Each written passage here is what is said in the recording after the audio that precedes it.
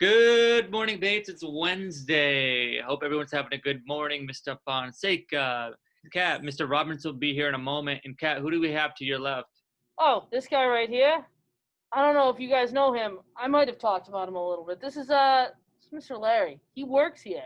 Yep, I do. Yeah. Yeah. And he's also on the what's the team? You mean Amistad? Oh, that team. Team Amistad? Right here. So, yeah. So we Representing. found Mr. Ross, in a classroom. We grabbed him. We brought him up here because he does represent Amistad, which is the House of Friendship. It is Amistad Week. And I think we all agreed that Mr. Ross was going to share the house chant for us because we had the older version, AMISTAD, right? That's how we spell friends. And I That's guess how that's we spell not friends, the newest correct. one. So, Mr. Ross, what do we got? We are the AMISTAD Amistad. We can't be beat. Yeah. Huh. And then there's a dance, obviously, that goes along with it. Oh, But do the you know, dance. no, I'll no, get out no. of the way. Well, we'll have Mr. JB get on. He can do the dance because he's much more skilled at that than I Oh, am. Larry, I know Well, everybody wants to cheat unfortunately, on this beautiful Mr. lady. Ross, JB welcomed in a baby daughter into their family, so he will not be with us. Oh, So, congratulations. Mom and the baby are doing well. So that means this week you will have to do the dance. Okay, by the end of the we look week, I forward to will that. I will do the dance. All right. Okay. Perfect. And a cool fact, amistad is the word friend or friendship in Spanish. So that's pretty cool. That's where the house gets its name from. Absolutely. Correct, And it is so, yeah. And so we've been representing Kindness Week, basically, right? Acts of kindness. Has anyone seen any random acts of kindness or something that, you would love to see from our students this week, whether they're remote or in person? You know, I actually did see something today out at recess. Yesterday, Yeah. out at recess. Correct. I saw a student was a little sad out at recess, and another student went up to him and asked him if he wanted to play. Because he had noticed that he was sad, and then that student got much happier and started playing. So it was pretty cool to see that. Awesome. And that's almost like a scene right out of The Invisible Boy, the book we did on the read aloud in the morning. So that's it's good to see that theory into practice. Exactly. It was great. Wonderful. It was great to see. How about you guys? You guys see anything else?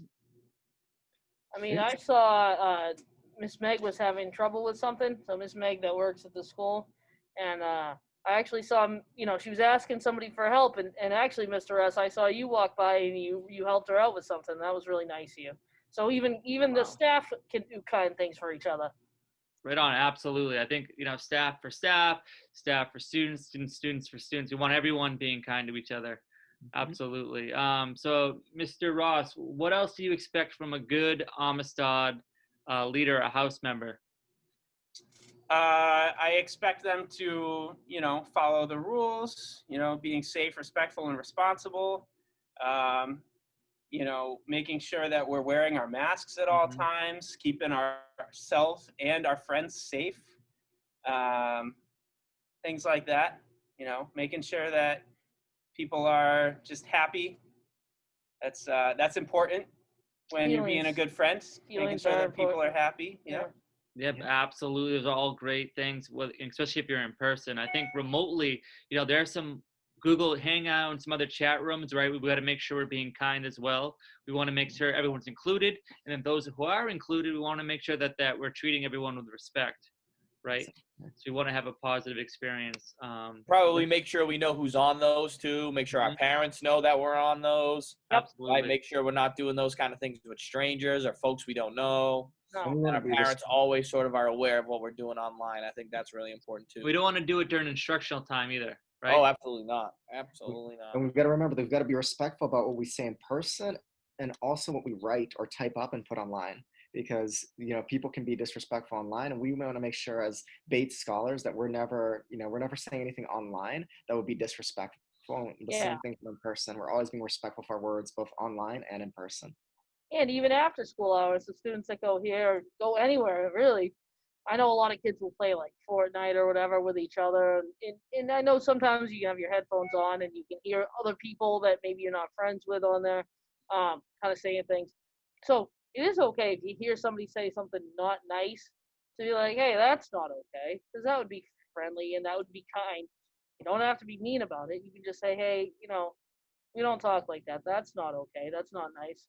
And if somebody has a problem with that, that's their problem. You keep doing the right thing. You keep being kind. You keep being respectful. Just be a great student all day long. Absolutely. Well put. Well put. So it is Wednesday morning. We're halfway through the week, right? This is the hump day of the week. And then it's going to be, I think, a warmer day tomorrow. I think it's going to be like 42, 43 degrees. So that means recess is going to be fun. Mr. Robinson's out there holding it down. We want it, and right? Recess is always fun. Absolutely. So we appreciate him taking, a lot of time with a lot of our kiddos out there, because we can't have PE like how we used to, but, he tries to incorporate those same games into our recess. So we always appreciate that. But let's get to end of the day. All right. After the Mr. Robinson takes it away, we are going to do a read aloud called Enemy Pie. So if teachers want to share that and discuss it, absolutely. If you want to have something else you want to talk about regarding acts of kindness, feel free to do so. This is Amistad Week. We're halfway through, but we're still going to represent. So, Mr. Robinson, when you're ready. All right. Well, that is going to wrap up your announcements for today. And as always, it's a great day to be great.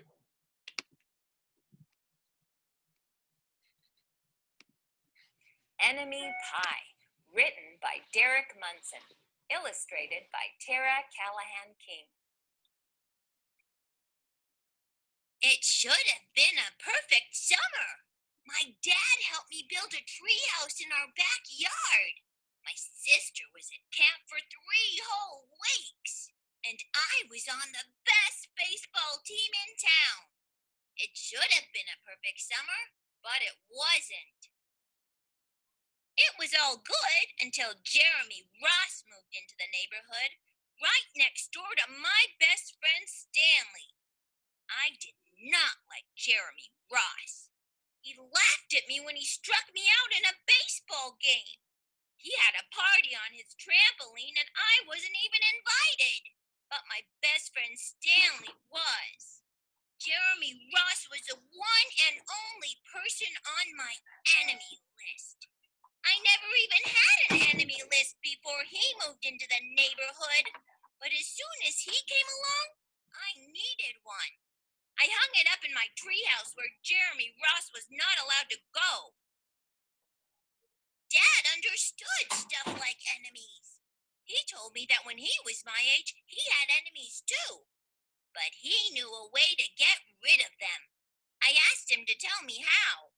Tell you how? I'll show you how, he said. He pulled a really old recipe book off the kitchen shelf. Inside, there was a worn-out scrap of paper with faded writing. Dad held it up and squinted at it. Enemy pie, he said, satisfied. You may be wondering what exactly is in enemy pie. I was wondering too, but Dad said the recipe was so secret he couldn't even tell me. I decided it must be magic. I begged him to tell me something. Anything. I will tell you this, he said. Enemy pie is the fastest known way to get rid of enemies. Now, of course, this got my mind working. What kinds of things, disgusting things, would I put into a pie for an enemy? I brought Dad some weeds from the garden, but he just shook his head. I brought him earthworms and rocks, but he didn't think he'd need those. I gave him the gum I'd been chewing all morning. He gave it right back to me. I went out to play alone. I shot baskets until the ball got stuck on the roof. I threw a boomerang that never came back to me. And all the while, I listened to the sounds of my dad chopping and stirring and blending the ingredients of enemy pie. This could be a great summer after all. Enemy pie was going to be awful. I tried to imagine how horrible it must smell, or worse yet, what it would look like. But when I was in the backyard looking for ladybugs, I smelled something really, really, really good. And as far as I could tell, it was coming from our kitchen.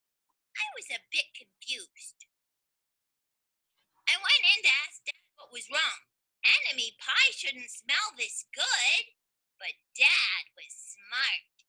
If enemy pie smelled bad, your enemy would never eat it. He said. I could tell he'd made enemy pie before. The buzzer rang, and Dad put on the oven mitts and pulled the pie out of the oven. It looked like plain old pie. It looked good enough to eat. I was catching on. But still, I wasn't really sure how this enemy pie worked. What exactly does it do to enemies? Maybe it made their hair fall out, or their breath stinky. Maybe it made bullies cry. I asked Dad, but he was no help. He wouldn't tell me a thing. But while the pie cooled, he filled me in on my job. He talked quietly. There is one part of enemy pie that I can't do. In order for it to work, you need to spend a day with your enemy. Even worse, you have to be nice to him. It's not easy, but that's the only way that enemy pie can work. Are you sure you want to go through with this? Of course I was. It sounded horrible. It was scary, but it was worth a try. All I had to do was spend one day with Jeremy Ross, then he'd be out of my hair for the rest of my life. I rode my bike to his house and knocked on the door.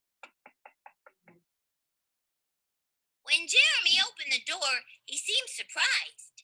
He stood on the other side of the screen door and looked at me, waiting for me to say something. I was nervous. Can you play? I asked. He looked confused. I'll go ask my mom, he said. He came back with his shoes in his hand. His mom walked around the corner to say hello. You boys stay out of trouble, she said, smiling. We rode bikes for a while and played on the trampoline. Then we made some water balloons and threw them at the neighbor girls. But we missed. Jeremy's mom made us lunch. After lunch, we went over to my house. It was strange, but I was kind of having fun with my enemy. He almost seemed nice. But of course, I couldn't tell Dad that since he had worked so hard to make this enemy pie. Jeremy Ross liked my basketball hoop. He said he wished he had a basketball hoop, but they didn't have room for one. I let him win a game, just to be nice. Jeremy Ross knew how to throw a boomerang. He threw it, and it came right back to him. I threw it, and it went over my house and into the backyard. When we climbed over the fence to find it, the first thing Jeremy noticed was my tree house. My tree house was my tree house. I was the boss. If my sister wanted in, I didn't have to let her. If my dad wanted in, I didn't have to let him. And if Jeremy wanted in, we go in it. he asked.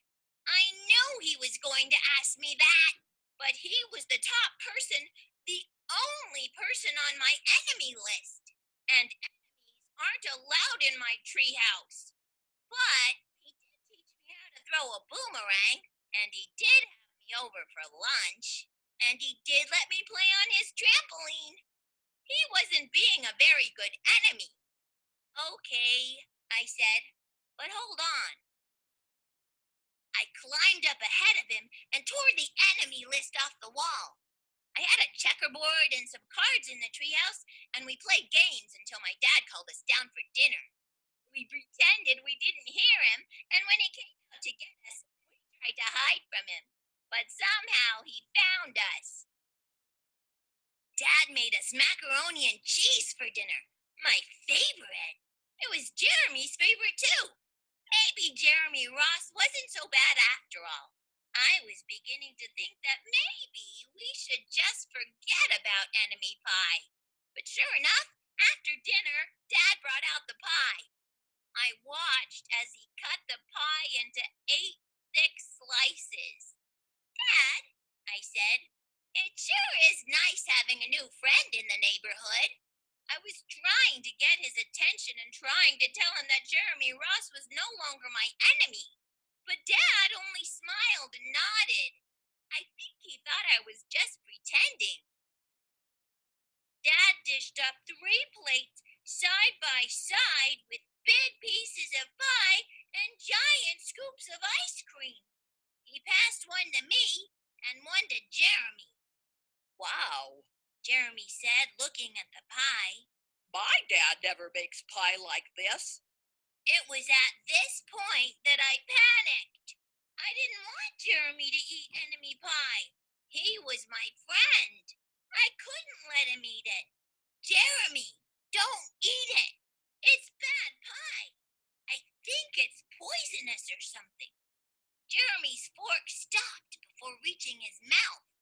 He crumpled his eyebrows and looked at me funny. I felt relieved. I had saved his life. I was a hero. If it's so bad, Jeremy asked. then why has your dad already eaten half of it? I turned to look at my dad. Sure enough, he was eating enemy pie. Good stuff. He mumbled through a mouthful, and that was all he said. I sat there watching them eat enemy pie for a few seconds. Dad was laughing, Jeremy was happily eating, and neither of them was losing any hair. It seemed safe enough, so I took a tiny taste. Enemy pie was delicious.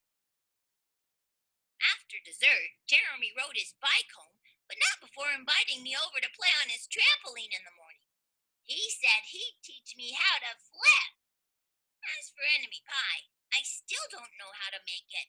I still wonder if enemies really do hate it, or if their hair falls out, or their breath turns bad. But I don't know if I'll ever get an answer, because I just lost my best enemy.